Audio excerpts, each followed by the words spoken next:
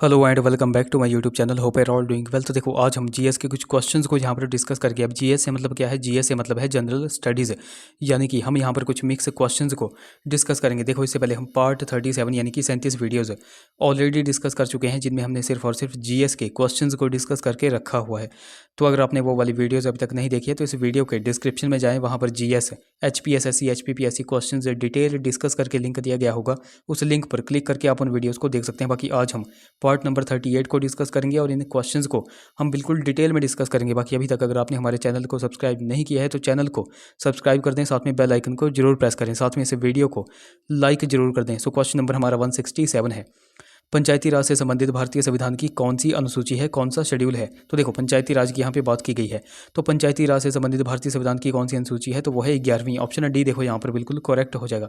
अब देखो, 11वीं अनुसूची आपको पता चल गया है पंचायती राज से संबंधित है, तो आपको 12वीं भी पता होनी चाहिए। तो 12वीं अनुसूची किससे संबंधित है, तो 12वीं अनुसूची है म्यूनसिपैलिटी यानी कि नगर पालिका से संबंधित, तो ये भी आपको नोट रखना है। अच्छा, ऑप्शन ए में देकर के रखा है पहली। तो देखो, पहली अनुसूची किससे संबंधित है, तो पहली अनुसूची राज्यों के संघ से रिलेटेड है। ऑप्शन बी में देकर के रखा है 8वीं, तो 8वीं अनुसूची किससे संबंधित है, तो 8वीं अनुसूची भाषाओं से रिलेटेड है। अच्छा, हमारे संविधान में टोटल कितनी भाषाओं का उल्लेख है, तो वो है 22 यानी कि 22 भाषाओं का उल्लेख। और हमारे मूल संविधान में कितनी भाषाएं उल्लेखित थी, तो वो थी 14, तो ये भी आपको नोट रखना है। अच्छा, ऑप्शन सी में देकर के रखा है 10वीं, तो 10वीं अनुसूची का संबंध किससे है, तो देखो 10वीं अनुसूची का संबंध है दल बदल कानून से, तो ये भी आपको पॉइंट्स यहाँ पर बिल्कुल नोट रखने हैं। अच्छा, 9वीं अनुसूची भी इंपॉर्टेंट है, तो 9वीं अनुसूची का संबंध किससे है, तो वो है भूमि सुधार से। अच्छा, यहाँ पर आप एक क्वेश्चन का आंसर कमेंट्स करके बताओ कि फोर्थ अनुसूची, चौथी अनुसूची का संबंध किससे है, ये आप नीचे कमेंट्स में बता दो। अगले क्वेश्चन की बात करें, नीति आयोग का पदेन अध्यक्ष कौन होता है। अब देखो, पदेन अध्यक्ष की बात की गई है, एक्स ऑफिशियल चेयरमैन की बात की गई है, तो वो होता है प्रधानमंत्री। ऑप्शन ए देखो यहाँ पर बिल्कुल करेक्ट हो जाएगा। अब देखो, नीति आयोग से जितने भी इंपॉर्टेंट क्वेश्चंस बनते हैं वो सारे के सारे हम यहाँ पर डिस्कस करेंगे। देखो, सबसे पहला क्वेश्चन आपसे पूछा जाता है कि नीति आयोग के अध्यक्ष कौन है, या फिर आपसे पूछा जाता है पदेन अध्यक्ष कौन है, जो कि आपसे यहाँ पर पूछा गया था, तो वो हो जाते हैं प्राइम मिनिस्टर यानी कि पीएम।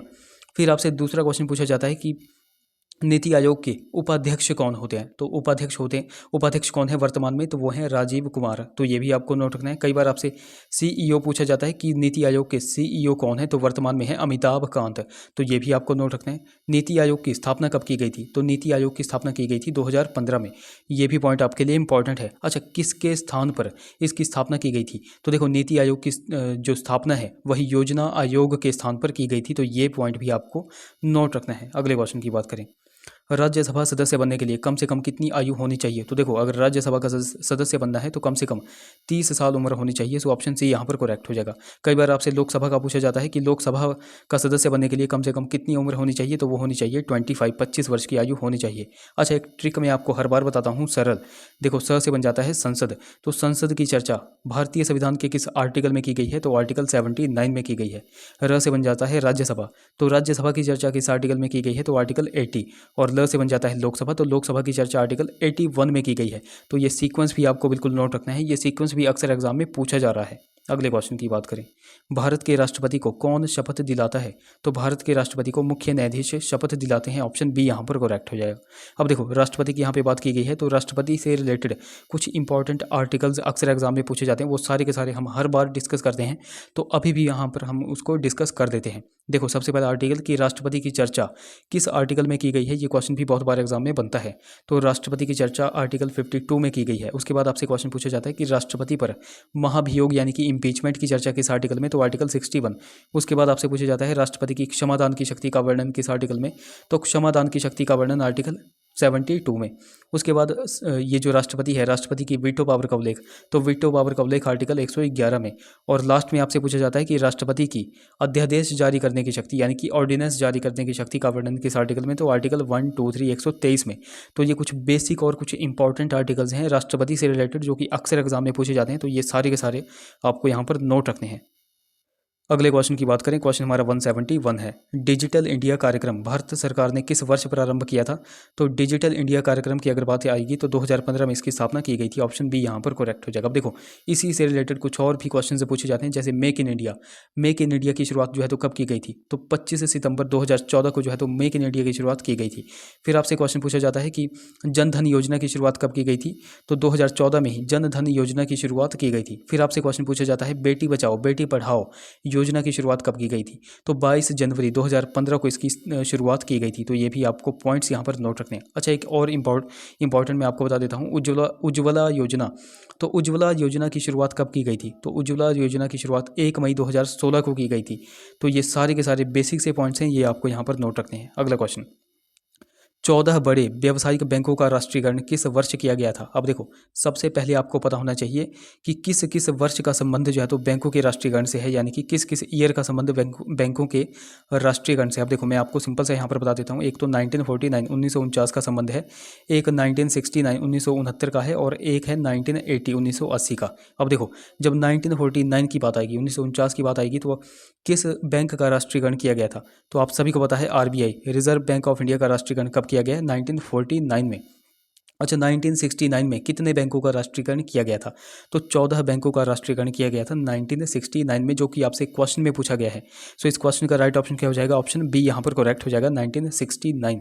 अच्छा, 1980 1980 का संबंध कितने बैंकों से है? तो देखो, 6 बैंकों का राष्ट्रीयकरण कब किया गया था? तो 1980 में किया गया था। तो ये सारे के सारे बेसिक से पॉइंट्स मैंने आपको बता दिया। 172 का देखो राइट ऑप्शन क्या हो जाएगा? ऑप्शन बी यहाँ पर करेक्ट हो जाएगा। अगले क्वेश्चन की बात करें, Tata iron and steel company यानी कि टिस्को का कारखाना जो है तो कहाँ पर है? अब देखो, टिस्को का कारखाना है जमशेदपुर में।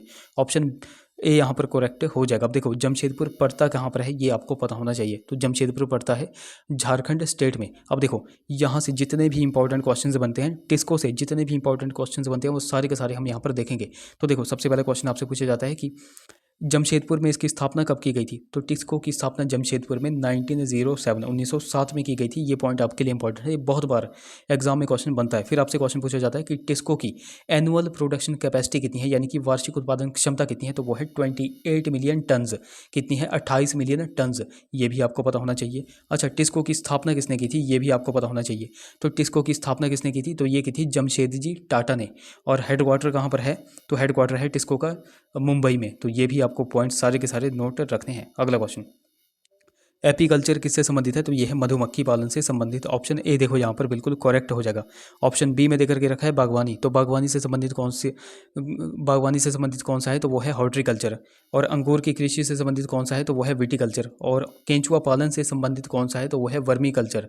तो ये सारे के सारे आपको यहाँ पर नोट रखने हैं। अच्छा, सेरीकल्चर किससे संबंधित है? ये आप नीचे कॉमेंट्स में बता दो। अगले क्वेश्चन की बात करें, क्वेश्चन हमारा 175 है, प्रथम अधिकृत जनगणना कब हुई थी? तो देखो, अधिकृत पूछा गया है, यानी कि जो संपूर्ण दशकीय जनगणना हुई थी, ये यहाँ पर आपसे पूछा गया है। तो संपूर्ण दशकीय जनगणना कब हुई थी? तो वो हुई थी 1881 में। ऑप्शन बी यहाँ पर करेक्ट हो जाएगा। अब देखो, अगर आपसे सिंपल सा क्वेश्चन पूछा गया होता कि पहली जनगणना भारत में कब की गई थी, तो पहली जनगणना की गई थी 1872 1872 में। और किसके कार्यकाल में यह की गई थी? तो लॉर्ड मेयो के कार्यकाल में यह की गई थी। ये भी पॉइंट आपको नोट रखना है। और 1881 में जो है तो प्रथम अधिकृत जनगणना की गई थी, यानी कि आप कह सकते हो कि पहली संपूर्ण दशकीय जनगणना कब की गई थी भारत में? तो 1881 में की गई थी। और उस समय जो है तो वायसराय कौन थे? तो वो थे लॉर्ड रिपन।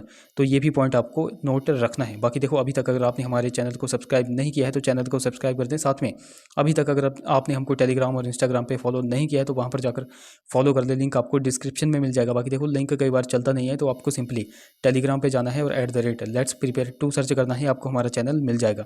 उसी प्रकार आपको इंस्टा पे जाकर के लेट्स प्रिपेयर टुगेदर सर्च करना है। अगर कोई क्वारी होगी तो आप मुझे इंस्टा पे मैसेज कर सकते हो।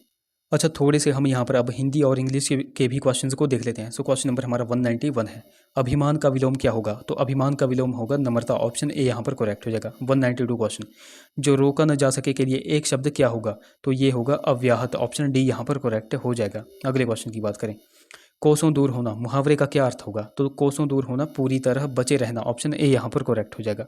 अगले क्वेश्चन की बात करें, यथा संख्या में कौन सा समास है? तो वो ये हो जाएगा अव्ययी भाव समास। ऑप्शन डी देखो यहाँ पर बिल्कुल करेक्ट हो जाएगा। क्वेश्चन नंबर 195, रामायण का संधि विच्छेद क्या होगा? अब देखो, रामायण का संधि विच्छेद होगा राम प्लस आयन। ऑप्शन बी यहाँ पर करेक्ट हो जाएगा। क्वेश्चन नंबर 196 की बात करें, जो कि हमारा इंग्लिश से रिलेटेड है, which of the following is a correct sentence? तो करेक्ट सेंटेंस आपको यहाँ पर बताना है, तो वो हो जाएगा option B, it has been raining since morning. Option B यहाँ पर करेक्ट। क्वेश्चन नंबर 197 की बात करें, it is dash useful book. तो it is a useful book. Option A यहाँ पर देखो करेक्ट हो जाएगा।